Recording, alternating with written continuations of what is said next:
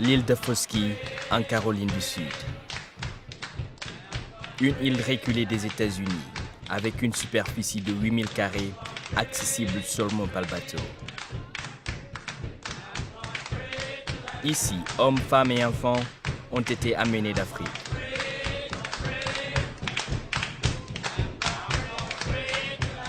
Leur responsabilité, travailler dans les plantations, faire pousser l'indigo, le riz et le coton et générer plus de profit à leurs propriétaires. Mais tout cela a changé en 1861, lorsque la guerre civile en grande partie sur l'esclavage a éclaté, opposant les États du Sud à ceux du Nord. Les esclaves se sont battus pendant la guerre et ont été finalement affranchis avec une promesse d'éducation à la fin du conflit en 1865.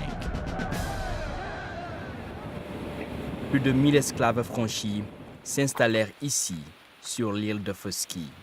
Mais seulement 13 descendants d'esclaves occupent l'île aujourd'hui. Ils luttent pour faire valoir leurs droits en tant qu'héritiers de ces terres, ce qui est maintenant plutôt un droit immobilier. Ce phénomène a commencé dans les années 80, lorsque les propriétaires ont assisté à une hausse des impôts fonciers avec l'arrivée des stations balnéaires et des terrains de golf. There must be a way that they could address people who have always had their land, no fault of their own, been impacted by development. Irvin Simmons est pêcheur, travailleur social et toujours propriétaire terrien sur de Foskey. Mais comme tant d'autres, il vit ailleurs. Tired of planting, fishing, hunting, and wanted a better life. And there was a kind of migration to the north. Mais ce n'était pas la seule raison de leur départ. Younger people, as they went away to get educated, a lot of times they just never return. And one of the reasons you get an education is that you could do better, and the island didn't afford that to people.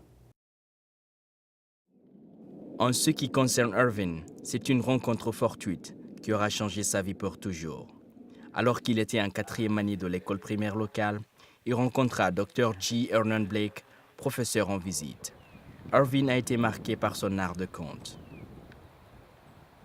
I had this little story I would use about balloons and what's inside and rising. He found himself thrilled by the story of the balloons that I told. À travers cette histoire, Dr. Blake a essayé de transmettre aux élèves l'importance de l'éducation, qui finirait par apporter les avantages dans l'avenir.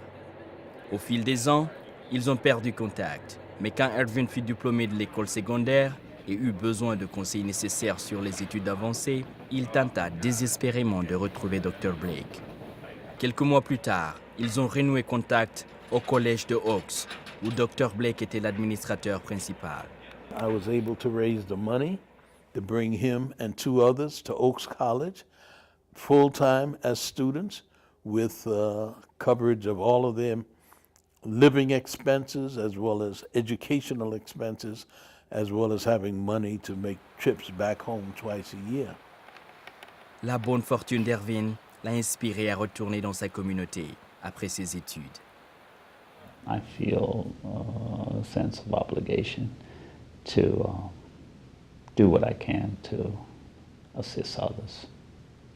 En particulier des gens comme Cleveland Bryan, qui avait déménagé à New York en quête d'emploi. Une fois là-bas, il a acheté une parcelle sur l'île de Foskey qu'il utilisera quand il prendra sa retraite. Mais plus tard, il a rencontré quelques problèmes. In 1985, some people bought some property back there, 8 acres. And right away, they put a quick tile chain on my property. Black people don't know about that. They can come put a quick tile chain on your property, and they don't put it in the paper that you get. And they put it in the paper that you don't get, and after 6 months, it belongs to them.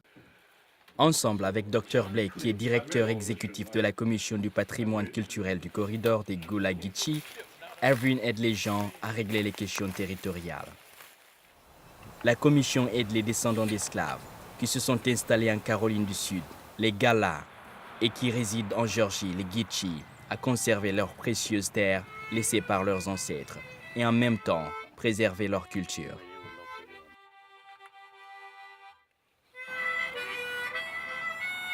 Pour garantir que les droits des personnes d'ascendance africaine, comme les Gala Gucci, sont protégés, leurs contributions reconnues, leur riche patrimoine culturel préservé, l'Organisation des Nations Unies a déclaré une décennie internationale de personnes d'ascendance africaine. Lancée en 2015, la décennie se concentre sur la reconnaissance, la justice et le développement pour des millions de personnes d'origine africaine.